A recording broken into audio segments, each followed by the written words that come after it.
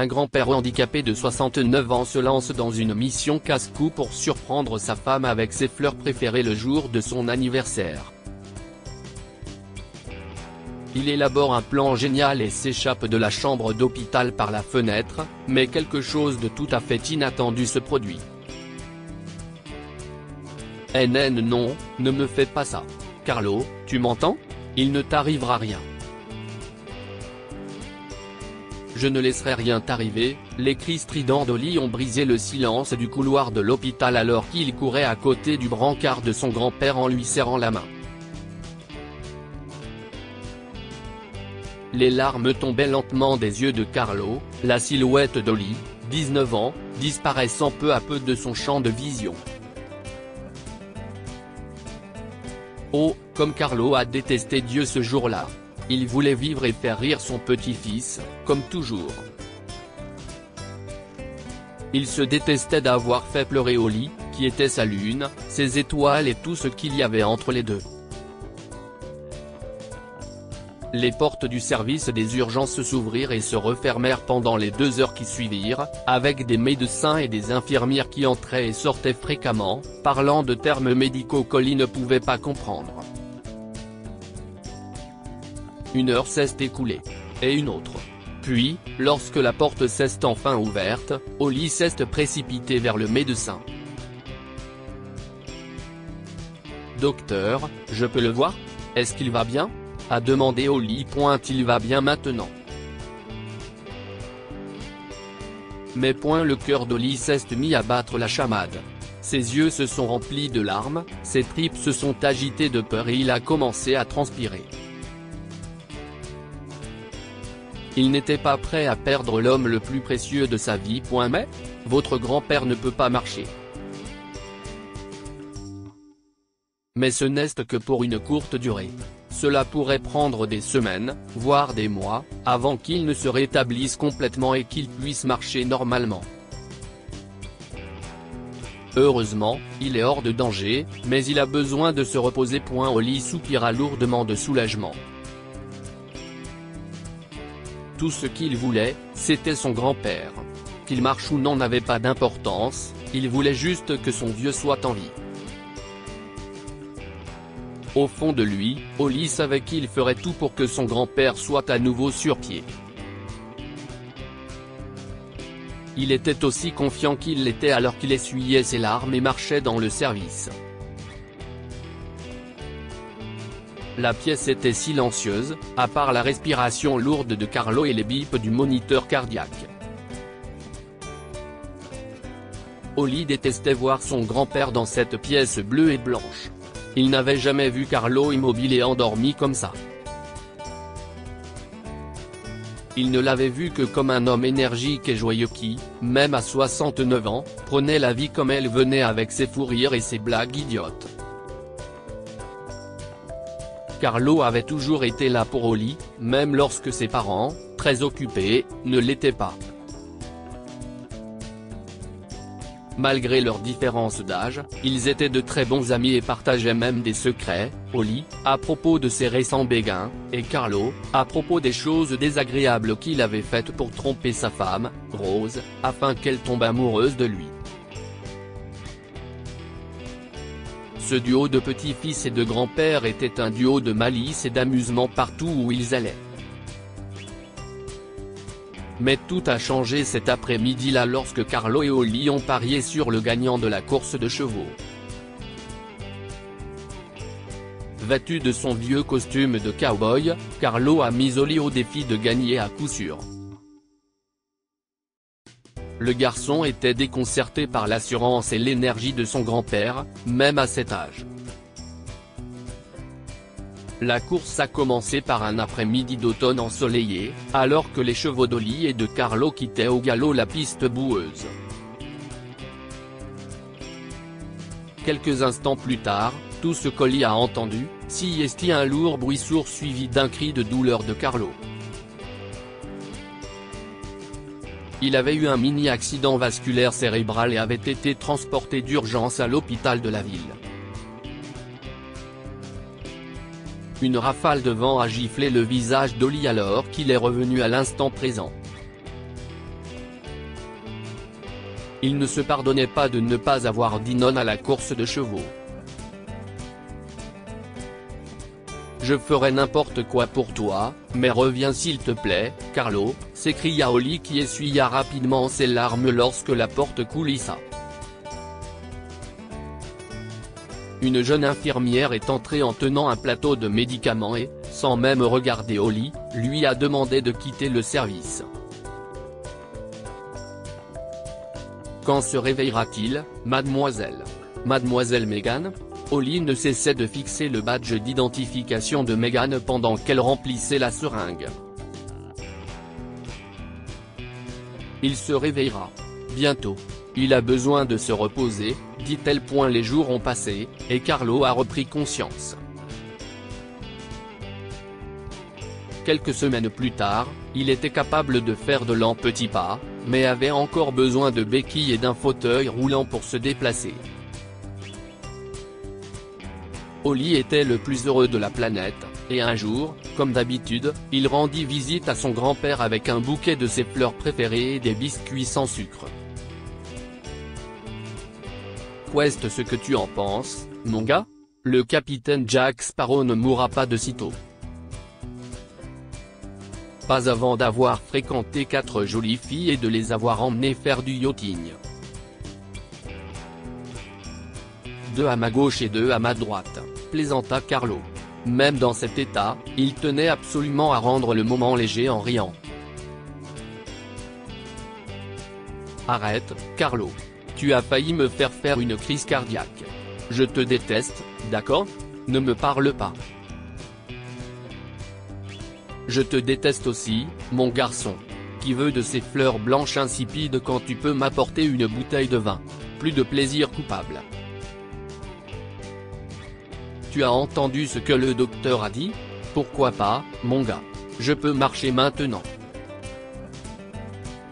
Je suis redevenu normal. Oui, tu peux marcher mais à peine 5 pas sans béquille. Tu ne vas pas tout à fait bien, Carlo. Ne bois plus et ne fais plus rien. Sois un bon garçon et tiens-toi bien. Ou je te dénonce à grand-mère. Très bien, peu importe. Cela fait des jours que je n'aille pas eu de soleil. Ce service me fait perdre la vie. Emmène-moi quelque part hors d'ici, mon garçon. Holly a souri parce qu'il ne pouvait pas dire non à son grand-père.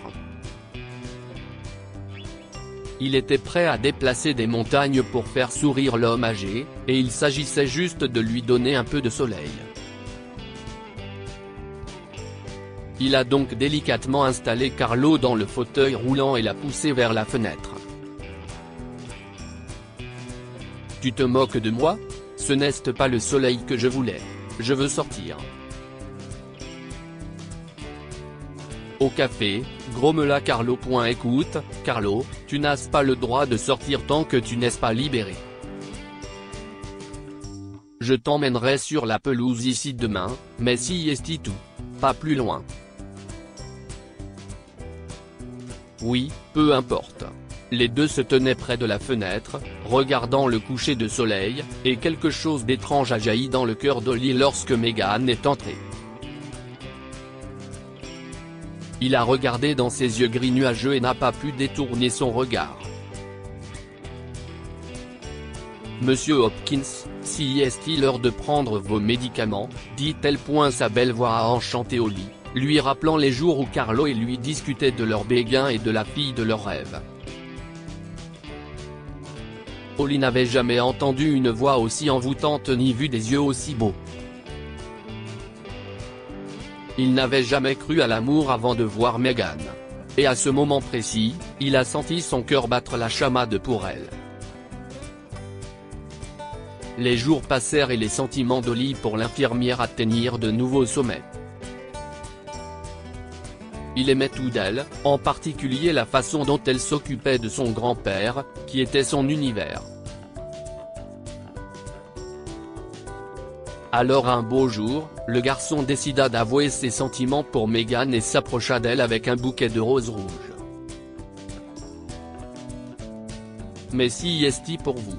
Je ne les ai achetés que pour vous. Holly fut déçue lorsque Meghan distribua les fleurs à un groupe d'enfants à l'hôpital. La journée d'Holly avait très mal commencé. Son chagrin d'amour redoubla lorsqu'il vit l'infirmière quitter l'hôpital après son service avec une bande de motards branchés. Il aimait les voitures et pas les motos. Mais Meghan semblait aimer les motos et pas lui. Il était terriblement découragé, mais n'a jamais abandonné. Alors le lendemain, il a de nouveau abordé l'infirmière avec une boîte de chocolat et un ours en peluche blanc duveteux tenant un cœur rouge. Je t'aime. Grand-père m'a dit qu'il faisait la cour à grand-mère avec des chocolats. Je suis sûr que Meghan dira oui, pensait-il, l'excitation et la joie scintillant dans ses yeux. Je suis infirmière et je prône une alimentation saine. Je n'aime pas les chocolats, a-t-elle refusé à Holly. Si vous pensez gagner mon cœur avec des fleurs ou des chocolats, je suis désolé, je ne suis pas vendu. Passez une bonne journée. Holly, bouleversée, a confié son chagrin d'amour à son grand-père. J'ai tout fait, Carlo. J'ai même garé ma nouvelle voiture devant elle pour qu'elle voie à quel point je suis cool et riche. Elle déteste les roses rouges. Quelle femme sur terre détesterait les roses rouges? Elle a refusé de prendre ses chocolats. Je l'aimais, mais elle ne comprend pas mes sentiments. Petit idiot. Les femmes aiment que nous, les hommes, nous nous mettions en quatre pour elle. Carlo renchérit d'une voix rauque et railleuse. Aucune femme n'aime la facilité. Elle veut un vrai homme. Un homme qui est prêt à prendre des risques. Comme un lion. Un lion? Carlo, les femmes sont folles. Elles jouent avec nos sentiments. Maintenant, dois-je me laisser pousser les cheveux longs, me tatouer et l'attendre sur une Harley Davidson pour lui montrer que je suis cool? Je déteste les motos. Tu te souviens quand je suis tombé de moto à l'école? Arrête de parler comme un vieux monsieur, imbécile. Tu as un F en amour. Pourquoi aurait-elle besoin de tes fleurs pourries, de tes nounours ou de tes chocolats pour tomber amoureuse de toi? Elle n'est pas une enfant. Il faut que tu fasses quelque chose pour la convaincre que tu es cool comme ces gars-là. Tu sais, ces femmes, si esti comme un puzzle. D'accord. Je vais essayer. À demain, Carlo. Holly s'en est allé. Le lendemain matin, lorsqu'il lui rendit visite, son grand-père était contrarié par quelque chose et était au bord des larmes.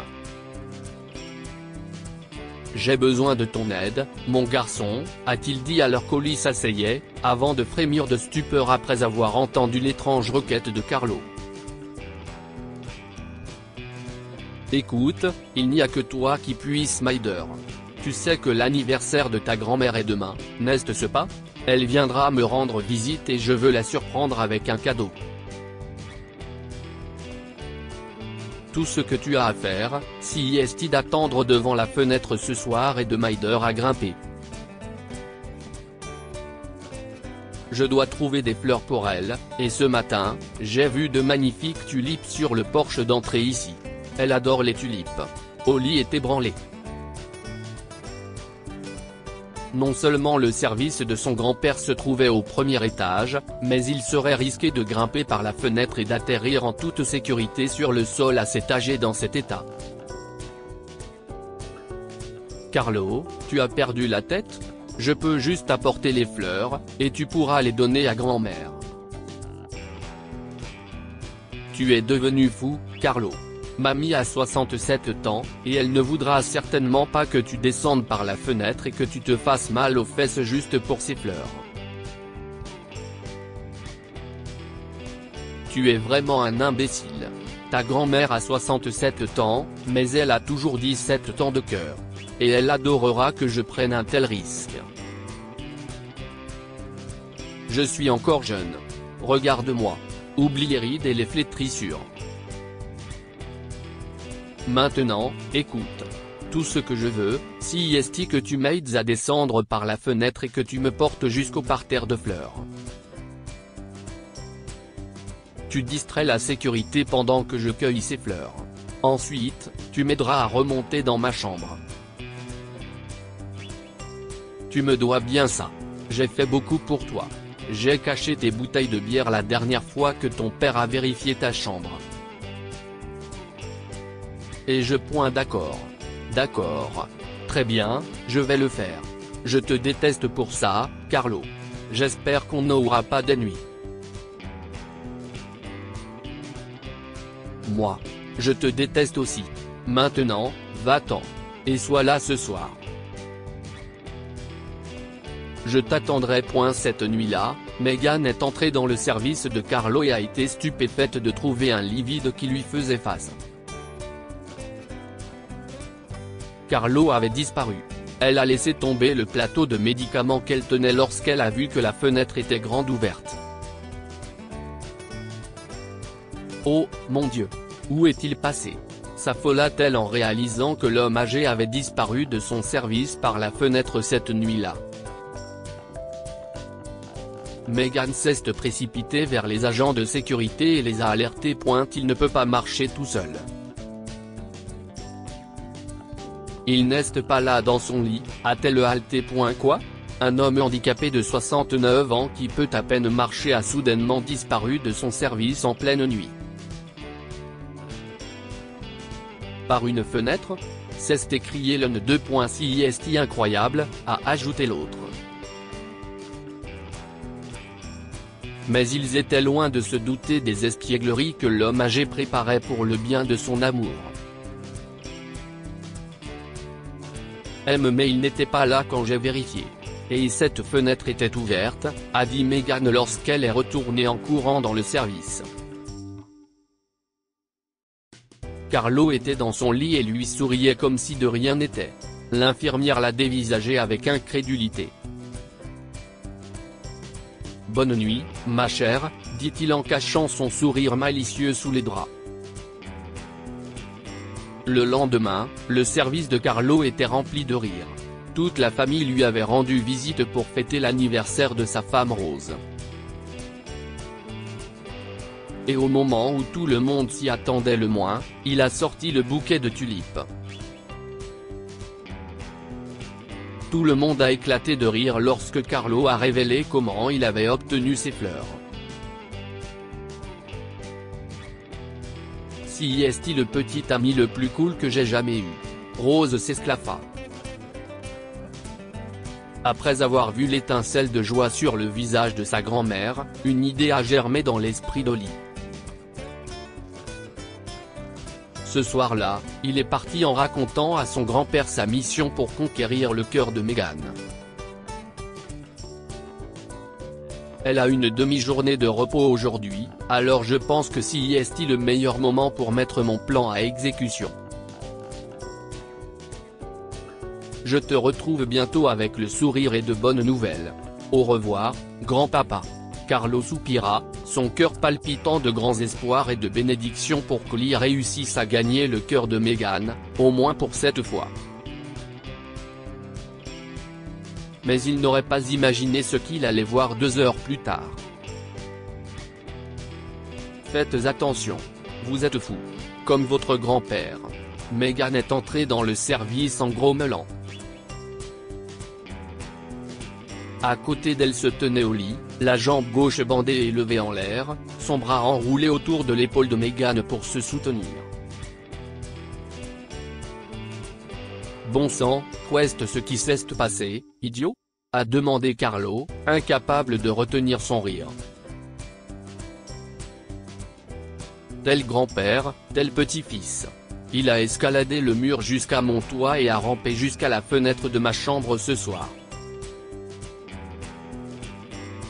Et a frappé comme un gamin fou en tenant des roses blanches dans ses mains, révéla Meghan. Oh, mon Dieu! Carlo était abasourdi. Mais je ne pensais pas que la fenêtre s'ouvrirait vers l'extérieur. J'ai volé avec les fleurs quand elle a ouvert la fenêtre. Et ah oh! Ça fait mal, ajouta Holly. Meghan et Carlo ne pouvaient s'empêcher de rire. À partir de ce jour, pendant les semaines suivantes, Holly et son grand-père ont partagé le même service, soigné par les deux femmes les plus aimées de leur vie, Meghan et Rose. Si Holly reste le même, aussi fou et aventureux que son grand-père, alors tu seras la plus heureuse et la plus douée des épouses, ma chérie, a dit Rose à Meghan. Il suffit de regarder à quel point je suis heureuse si tu ne me crois pas. Meghan n'a pas répondu, et son regard a lentement glissé vers Holly, qui lui faisait un geste main-cœur depuis son lit. Cette fois, Meghan a souri, et ses joues ont rougi d'un rouge cramoisi. Que pouvons-nous apprendre de cette histoire? Un cœur rempli d'amour inconditionnel voit ce qui est invisible à l'œil. Holly voulait impressionner Meghan et gagner son cœur, mais il n'y est pas parvenu. Finalement, son grand-père l'a aidé à comprendre et à voir ce que son cœur désirait. Quand vous aimez vraiment quelqu'un, vous déplacerez des montagnes pour lui.